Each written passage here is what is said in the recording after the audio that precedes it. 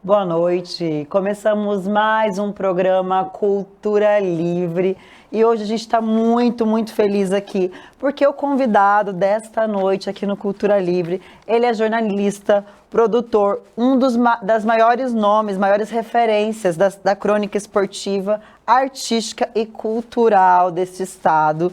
Neste ano, ele celebra 50 anos de carreira na televisão mato-grossense e é com muita honra que o Cultura Livre recebe o Macedo Filho. Boa noite, Macedo. Boa noite, Heloísa. Um prazer imenso, né, estar aqui com você para contar um pouco dessa caminhada longa, difícil, mas, acima de tudo, em determinados momentos, a gente se sente como Rondon, né? Porque como Rondon foi o homem que espalhou a comunicação no Brasil, nós enfrentamos, eu e alguns companheiros, enfrentamos muitas lutas para fazer transmissões de futebol, fomos verdadeiros desbravadores da comunicação. Com certeza, Macedo. A gente está aqui um pouquinho para contar sobre a sua história, falar sobre você. Você que nasceu na cidade de Guiratinga, próxima a Rondonópolis, quando criança era goleiro de um time de futebol lá na sua escola e na adolescência passou a narrar na Rádio Educadora de Guaratinga. Então conta pra gente como é que foi, como que descobriu esse vozeirão desse goleiro aí da escola. Olha, eu nasci em Guiratinga no dia 5 de maio de 1952, Dia das Comunicações, né? Não era o Dia das Comunicações, depois se transformou no Dia das Comunicações, em homenagem a Rondon. Na verdade, em Guiratinga, eu fiz de tudo, né? Quando chegava as férias, por exemplo, naquela época, as férias eram no mês de julho e depois você pegava dezembro, janeiro e fevereiro. Eram 3 meses de férias. Nesse período, meu pai levava para a fazenda para carpir roça, nas férias de final do ano. Nas férias do meio de ano, que era época de seca, e meu pai mexia muito com garimpo, trabalhava muito com a draga, chama draga, que hoje faz muita dragagem, elas usam muito a draga para tirar areia do rio Cuiabá. Naquela época era para garimpar. Então mudava-se o leito do rio e garimpava onde o rio passava. Então quando chegava julho, que era mês forte do garimpo, meu pai me levava para o garimpo. Depois, quando eu já maior um pouco, eu comecei a frequentar o Cine Teatro Pio XII. Inicialmente eu varria o cinema, varria a calçada do cinema, quem conhece Guiratinga sabe muito bem, a calçada do cinema e a calçada da Igreja Matriz de São João Batista, que é o padroeiro de Guiratinga. Então eu varria o interior e o exterior do cinema para ganhar o ingresso, para assistir um filme. Mais tarde eu passei a ser porteiro do cinema. E dentro dessa luta ali, envolvido com tudo isso, cinema é interessante, hein? Sim. Cinema nos dá até noções de inglês. Com certeza. Porque com a legenda, às vezes, as palavras vão escapando, você vai associando e termina, sem frequentar a escola, até arranhando o inglês. E aí, Cláudio Coelho Barreto, que era um funcionário do Banco da Amazônia em Cuiabá, casado com uma guiratinguense, foi um tempo trabalhar no Banco do Estado de Mato Grosso, em Guiratinga. E esse camarada, Cláudio Coelho Barreto, é uma lenda. Ele chegou lá, tinha um estádio, mas o estádio não tinha muro, ele murou o estádio passou a receber o nome dele, de Cláudio Coelho Barreto, ele presidente da Liga Municipal de Futebol. Depois, dentro do estádio, ele construiu uma bilheteria, em cima da bilheteria, ele construiu um espaço que mais tarde ele montou uma emissora de rádio, que foi a Educadora. E como ele frequentava muito, a minha mãe tinha um bar e restaurante, ele frequentava muito lá, não saía de lá, ele falou: Macedo, vem cá, eu acho que você leva jeito para isso, vai tomar conta da rádio. E aí eu comecei. Como era bem próximo do campo, eu puxava um fio e fazia narração de jogos ali. Olha só. Então, e a história de jogar de goleiro na escola? Não, aí lá a Guiratinga sempre teve um futebol amador muito forte. E eu ali nos meus 17 anos, eu era goleiro do Brasil Esporte Clube. Eu acho que eu era goleiro, Heloísa, eu era goleiro porque o time era meu. Porque nenhum time me quis, né? Nenhum time me quis. Claro, então eu montei um time dos refugados. E aí, como eu era dono do time, eu era o goleiro titular. Mas em nenhum time me aceitava como goleiro. Porque, na verdade, acontecia uma coisa interessante. Eu treinava muito. Guiratinga teve um craque inesquecível, o nome era Marivaldo Guimarães Rosa. O apelido dele era Valtão, muito conhecido em toda aquela região do sul do estado. E o Valtão era dono de um chute potente, que na época, por exemplo, o Pepe dos Santos, que foi um craque do Santos, contemporâneo do Pelé, ele era conhecido como Canhão da Vila. Ele era conhecido como Canhão da Vila. Então, recebeu também esse codinome, o Valtão, o Canhão da Vila. Mas ele morava perto de casa e a janela do meu quarto dava para a rua. E ele ia treinar todo dia quando começava a clarear o dia. Ele passava, batia na janela, me levava e ele ficava chutando em mim. Com isso, eu desenvolvia uma elasticidade para bolas altas, por incrível que pareça. Se chutasse uma bola rasteira em mim, era um terror. A chance dela ir para o fundo do gol era de 90%. Mas bola alta eu me dava bem. E foi nisso que eu terminei fazendo a defesa. E ficou conhecida como a defesa do goleiro que voava de perna cruzada. Olha só! Dá uma crônica isso aí, inclusive. Exato. Aí falar do Pepe, que eu citei o Pepe, que era o Canhão da Vila, tem uma curiosidade. O Santos jogou aqui no estádio Presidente Dutra e a lenda diz, né, a história, que o Pepe bateu uma falta, aí o goleiro do Dom Bosco, Clóvis, ele pediu para a barreira abrir. E o Pepe bateu a falta, a bola explodiu no nariz dele e foi só sangue. Nossa. Aí o Clóvis, mais tarde entrevistado por mim, eu tenho essa entrevista no meu arquivo, o Clóvis já morreu, perguntei ao Clóvis sobre isso, ele falou, não, na verdade, a bola não explodiu no meu nariz. A bola não explodiu. É que naquela época o goleiro jogava sem luva, eu, por exemplo, na época o goleiro jogava sem luva, e a minha unha estava grande. Então, quando eu fiz isso, que eu abafei a bola, o impacto da bola veio e furou o meu nariz. Nossa. Aí saiu sangue. Essa é a versão dele. Mas a versão original é que ele levou uma bolada no nariz mesmo. Muito bom. E conta pra gente, Macedo, com 18 anos, lá na década de 70, nossa, bem aí, né? É, bem aí, bem aí. Você querendo sair de Guiratinga, vir para Cuiabá, para alçar novos voos, buscar novas oportunidades, né? Porque, querendo ou não, era um interior, né? Já tinha feito muita coisa por Guiratinga, apesar de pouca idade, já tinha feito uma história em Guiratinga. Eu era um furor, eu fui expulso do ginásio. Ginásio estadual Esteve de Mendonça, segunda série, eu fui expulso. Aí você chega em Cuiabá e vai trabalhar na Rondomac, né? É. E aí, como tinha um timbre de voz que chamava muita atenção, logo você começou a fazer alguns testes para algumas emissoras de rádio aqui em Cuiabá. Não, eu não tinha nenhum interesse. Tem umas coisas que a gente não consegue explicar. O meu sonho, olha que coisa mais absurda, né? Diria alguns, uma palavra bem antiga, estapafúrdia para os dias de hoje. O meu sonho era ser tenente do Exército. Olha só. Como a minha turma não encaixou em Guiratinga, eu vim aqui e fui no 16º Batalhão de Caçadores, que hoje mudou para 44º Batalhão de Infantaria Motorizada, o BIM. Então eu vim para encaixar aqui. Aí fui lá no 16BC, e eles falaram, não, a sua turma não dá. Então eu falei, pô, mas aí eu não vou voltar para Guiratinga, eu vou ficar por aqui. E fiquei por aqui tentando alguma coisa, não achava, minha grana que estava no hotel acabou. Mas eu tinha um primo que morava no bairro do Porto, na rua General Osório, número 34. Número 34. Fica bem na frente do Cine São Luís, começava essa rua. E eu passei a morar com meu primo, morei 4 anos lá na casa dele. E aí, como eu não conseguia nada para trabalhar, a Rondomac, que originalmente começou em Rondonópolis, ela abriu uma loja, uma filial em Cuiabá, bem próximo, e eu fui lá ver se precisava de alguém. Falou, não, precisa, para varrer e tal. Eu falei, beleza, me encaixa aí, assinaram minha carteira. Minha primeira assinatura em carteira, auxiliar de serviços gerais da Rondomac, máquinas agrícolas. Foi o começo. Depois... Aí você falou do timbre de voz. Dali, eu resolvi dar sequência aos meus estudos e me matriculei no ginásio do Aquino, onde hoje era a Casa do Artesão, hoje não é mais, né? Inclusive, está aqui uma notícia em primeira mão, que a Federação do Comércio, o SESC, o SESC é ligado à Federação do Comércio, a Federação do Comércio está devolvendo aquele prédio para o governo do estado. Então, a Casa do Artesão não volta mais para lá. Hoje ela está lá no Sesc Arsenal. Então, eu retomei os meus estudos do terceiro ano.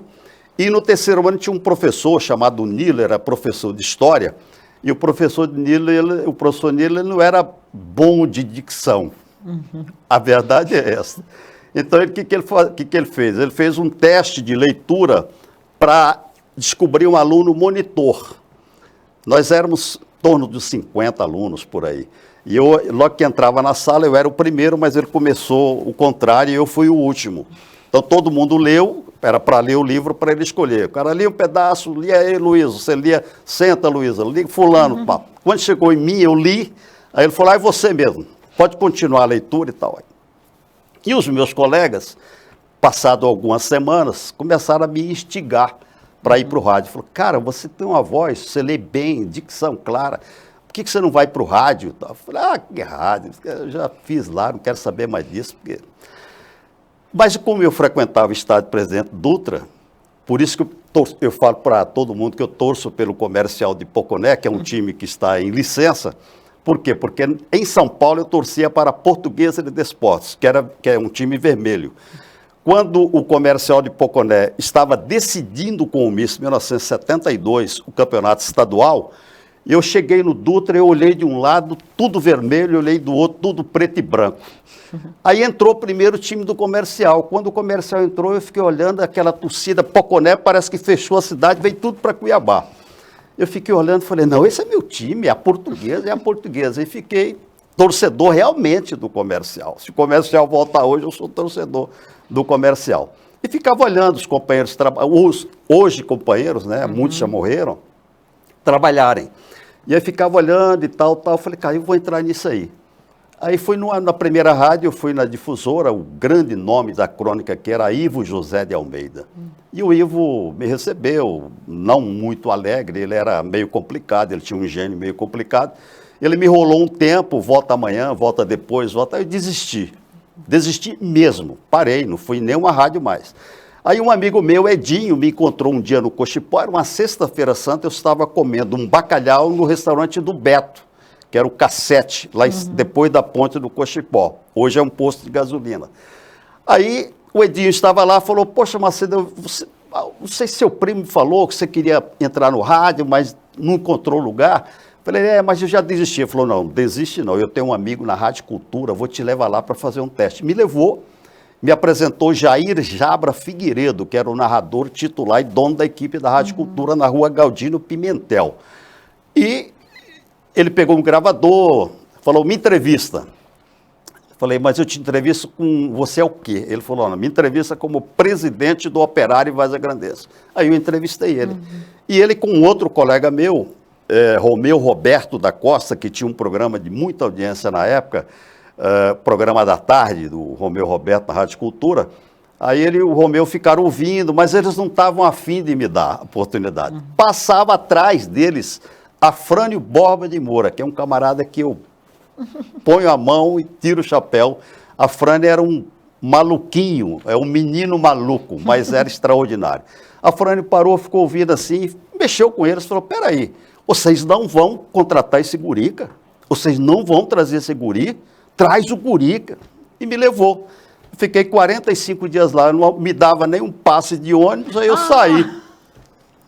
Saí, sentei na Praça Ipiranga e passou uma senhora que ela ia ter uma lanchonete, se você já ouviu falar, a lanchonete do Fabico. O Fabico, até hoje existe o Fabico. Até hoje existe o Fabico. E ela foi fazer uma compra no Fabico, era mais ou menos às 9h30 da manhã, eu estava sentado na Praça Ipiranga, aí ela passando me conheceu, falou, mas Macedo, você está aqui, está sentado aqui. Essa mulher, na verdade, a mãe dela era comadre da minha mãe em Guiratinga.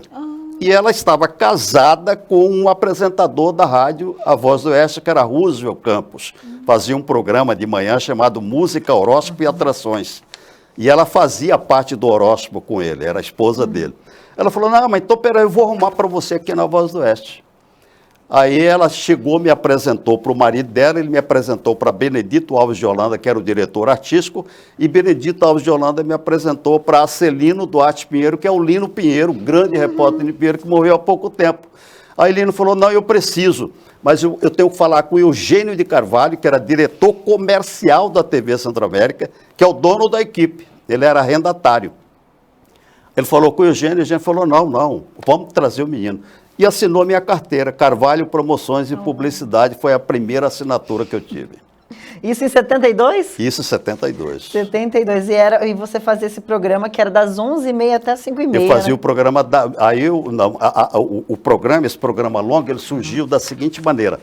O Roberto Jacques Brunini, que é avô do deputado federal Abílio Brunini, Silvana, mãe do Abílio, é filha de Roberto Jacques Brunini, que inclusive é nome de rua lá na região do antigo Terceiro. Aí Brunini estava morando no Rio, voltou para Cuiabá e comprou a Rádio Voz do Oeste, que era de Dr. Enio Vieira, Enio de Souza Vieira, que na verdade, na época era presidente do Banco do Estado de Mato Grosso. Depois ele veio a ser conselheiro do Tribunal de Contas. Então o Enio Vieira vendeu para o Brunini, e o Brunini tinha vindo do Rio, onde ele ouvia muito a Globo. Ele tinha até um primo chamado Raul Brunini, que era diretor da Rádio Globo. E ele veio com essa ideia de modernização, né? Ele falava, não, esses programas que tem aqui, eu vou acabar com tudo, nós vamos criar, ninguém vai ser chamado de disc-jockey. Você é o quê? Eu falei, sou disc-jockey. Não, a partir de hoje você é personality. Ele criou isso, inclusive eu tenho uma foto, que ele, no final do ano, ele fazia um pôster para mandar para os amigos da rádio, e eu tenho um pôster segurando um cartaz personality, né? Macedo Filho Personality. E o Brunini, então, ele tirou a rádio, que era na Praça Ipiranga, e passou para a Travessa J. Celestina, ao lado do Palácio Alencastro. Mas moderníssima mesmo, não trouxe nada lá de baixo. Inclusive, a rádio que tinha um acervo de milhares de discos, ele falou, olha, escolhe 100 discos, só 100 discos, e leva, o resto pode jogar fora. Olha como que é a ideia dele em relação à música, né? E ele, nessa modernização, ele tinha feito uma pesquisa, ele mesmo, ouvindo, falou, eu quero descobrir alguém para segurar a barra, porque ele queria enxugar em 80% o quadro da rádio, e ele me escolheu, me chamou um dia na sala dele, falou que ele me acompanhava, já estava me ouvindo, já me conhecia de ouvir, né? E me pediu para fazer um programa, um projeto de um programa de rádio moderno. Aí eu criei um programa, deu o nome de Penetração. Inclusive ele não aceitava. Falou, mas pô, 1973, que isso foi no começo de 73, você vai fazer um programa com o nome de Penetração, a sociedade não vai aceitar, né? A sociedade não vai aceitar. Mas terminou ele aceitando, e quando eu falei, beleza, ele falou, não, então esse projeto, beleza, vamos pôr o programa no ar, mas só que é um detalhe, hein? Esse programa vai começar às 11h30 e vai terminar às 5h30. Então eu passava...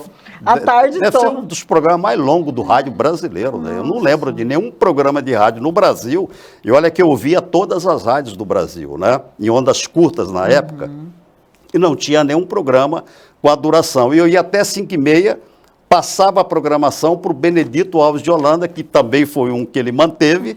E o Holanda fazia o grande jornal falado, o RVO. Olha, e o jornal era interessante, hein? Ele só era feito em cima do boletim oficial da prefeitura e do boletim oficial do governo, né? Porque o governo era em cima, o governo era ao lado na época, o governo era ao lado. E muito bom. E em 83 você vai para Bandeirantes, né? Para a TV Brasil Oeste. Mas para eu ir para Brasil Oeste, eu tinha que ter passado pela Centro-América antes. Passou pela Centro-América? Só tinha a Centro-América. Em 1973, aí que veio os 50 anos de televisão, conta aí pra gente. Eu não estou contando o tempo de comunicação, estou contando de televisão.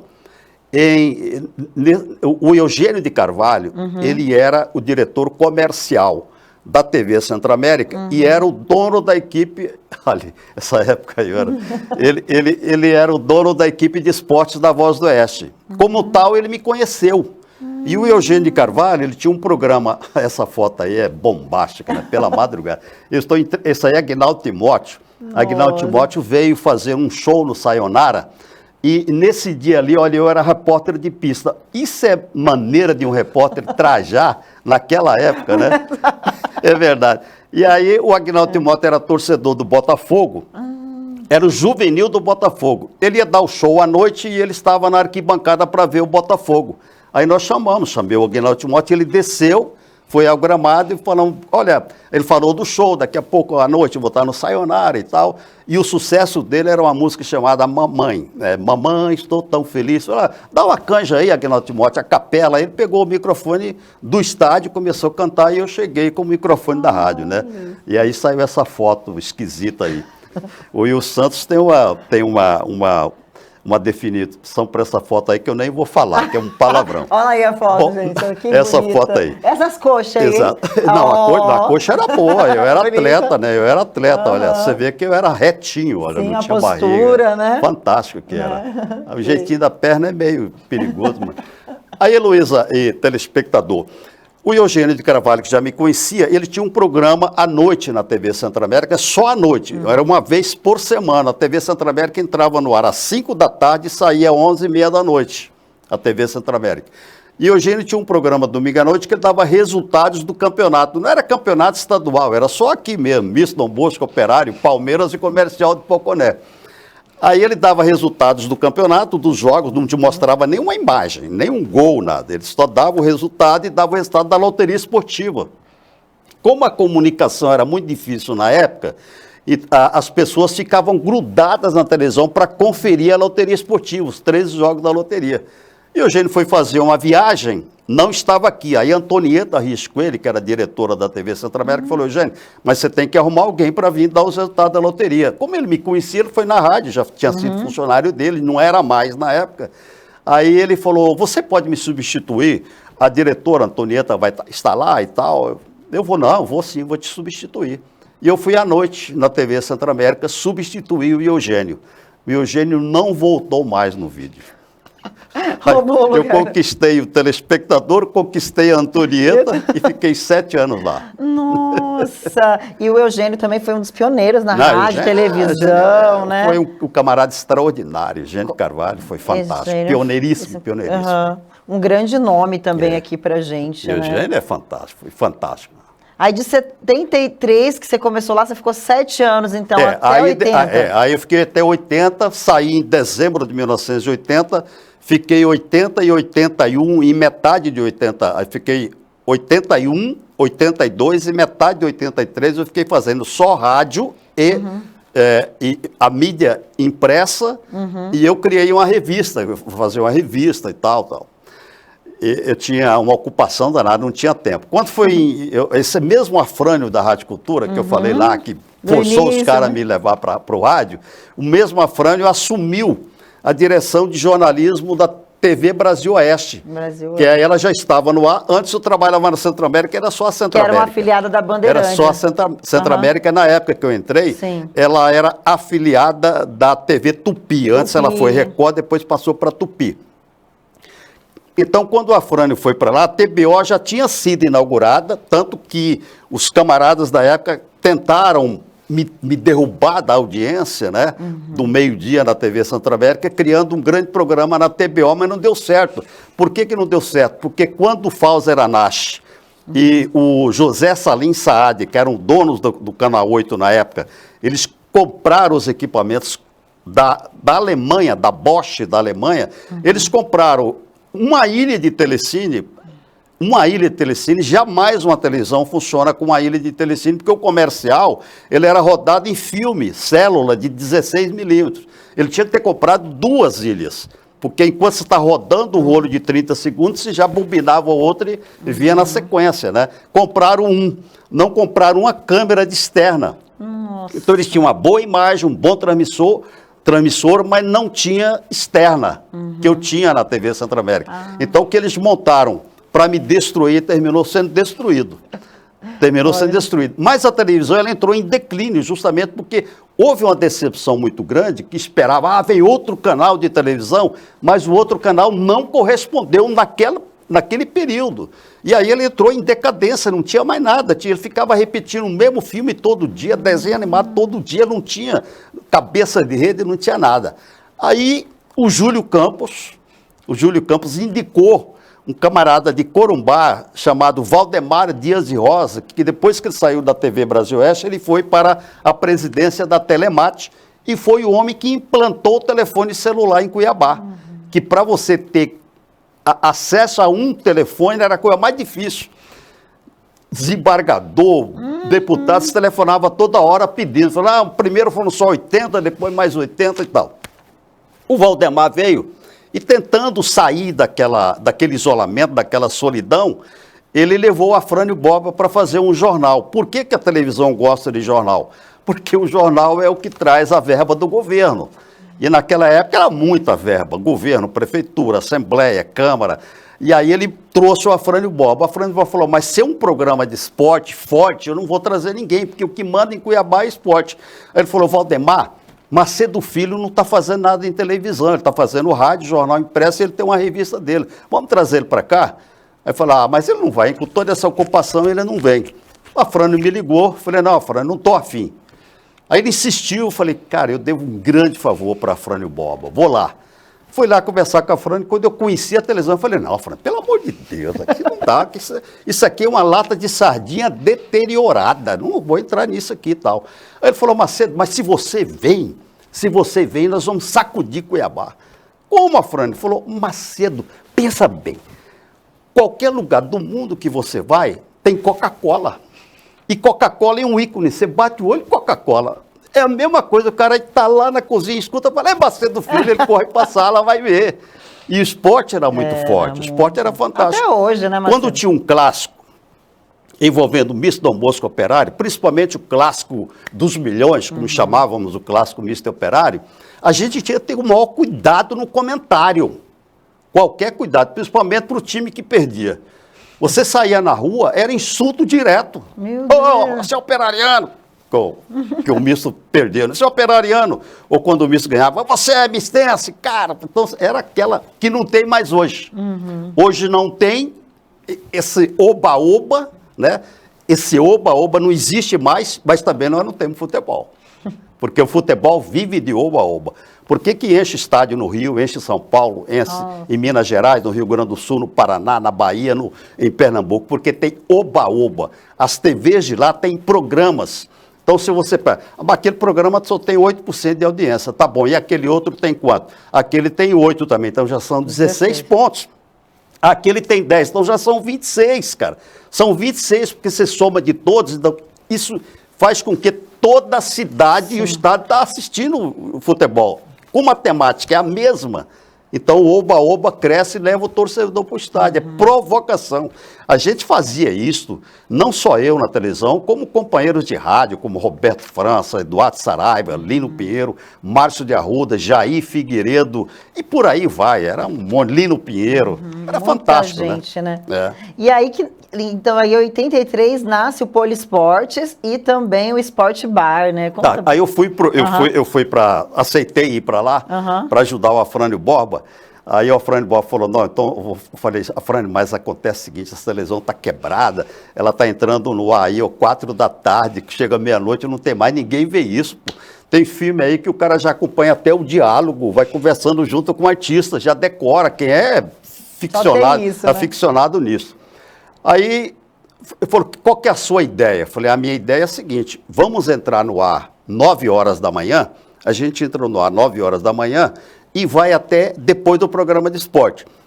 Então, termina o programa de esporte, que tinha 45 minutos, a gente exibe um desenho animado de 15 minutos e depois do desenho tira do ar. Aí voltamos às 4 horas da tarde.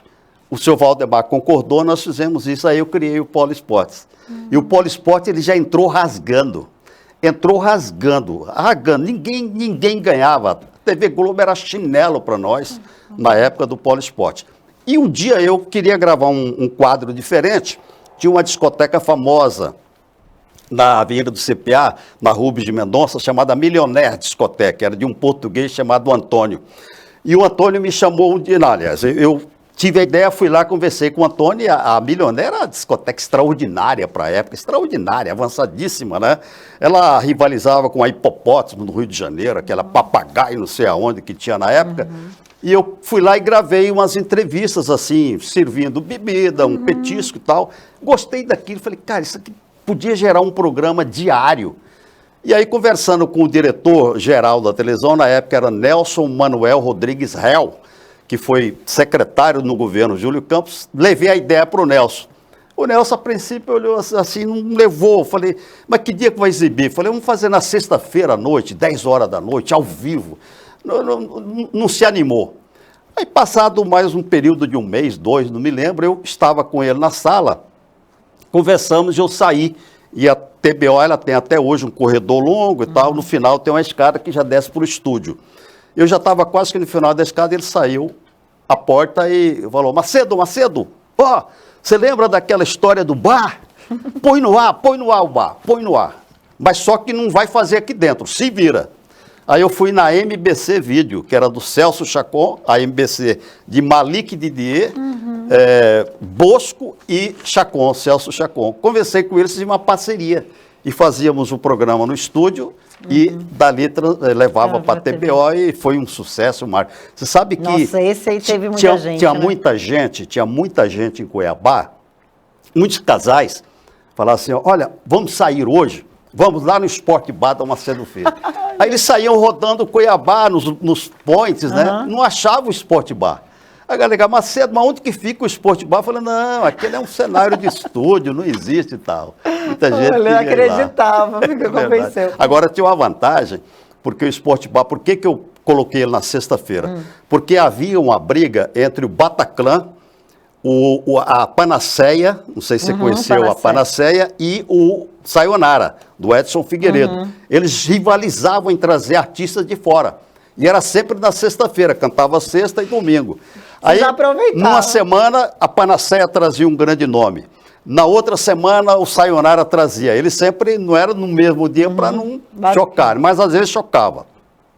Aí, a gente convidava, é o seguinte, você leva o cantor lá, ele vai visitar o programa, eu faço uma entrevista, ele canta uma música, aí já chamamos ele daqui a pouco, porque o programa é 10 da noite, daqui a pouco lá na Panaceia, fulano de tal, como foi o caso de Jair Rodrigues, apenas para citar um exemplo, e eles levavam o Balu da Panaceia, o Edmilson Eide, o grande arquiteto Edmilson Eide, aí o grande idealizador da Praça Popular, eles levavam pessoalmente os cantores. E aí o programa ganhava um upgrade sensacional. E os convidados, porque a gente nunca anunciamos, porque podia ter um furo, nós nunca anunciamos. Fulano de tal vai cantar no programa. Não, era surpresa. O camarada chegava lá, por exemplo, está sentado com a família naquele cenário, de repente entrava a Perla, sentava ali, ou o Jair Rodrigues, ou a Vanderlé, o Demônios da Garoa, e assim por diante. Né? Você quer ver?